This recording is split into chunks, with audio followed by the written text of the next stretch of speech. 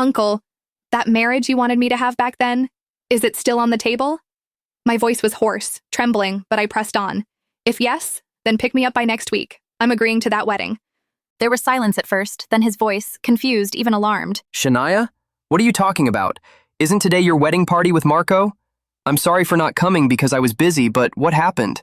Why are you suddenly saying this? My chest rose and fell as I struggled to keep steady.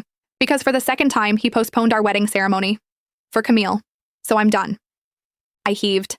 He's never going to choose me again, so please, see me by next week, Uncle.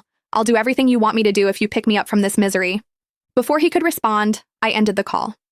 The weight of those words clung to me like lead, but there was also a strange kind of release, like finally cutting free from chains I had worn for too long. I lowered the phone slowly, my hand trembling as I clutched the lace of my gown. Around me, the garden lights still twinkled, strung across branches like stars. The roses and lilies we had chosen together lined the aisle, their fragrance heavy in the night air. Tables were filled with food that no one touched, champagne glasses half empty. And yet, there was no groom. My wedding had become nothing but a spectacle of pity. One by one, the guests approached me with hushed voices, their eyes heavy with sympathy. I'm so sorry, Shania. You don't deserve this. He'll come around. Don't worry. Each word was like salt in an open wound. I stood there in my gown, the gown I had dreamed of since I was a girl, its white silk trailing across the grass, now stained by tears I tried to hide. Marco didn't come. When I finally called him, desperate for an explanation, his voice was maddeningly calm, as though he had no idea what I was standing in the middle of. Babe, I'm sorry, He said. Camille's burning with fever. I couldn't just leave her. We can just do this again, okay? Next week. Or maybe skip the ceremony and just register. It's the same thing anyway. Camille. The name was enough to make my chest ache with bitterness. I closed my eyes, my hands tightening around the phone until my knuckles turned white.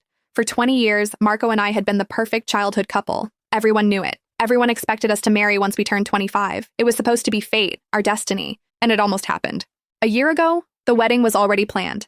I had my gown, my vows, my entire life laid out in front of me. But then Marco went on that cursed cruise.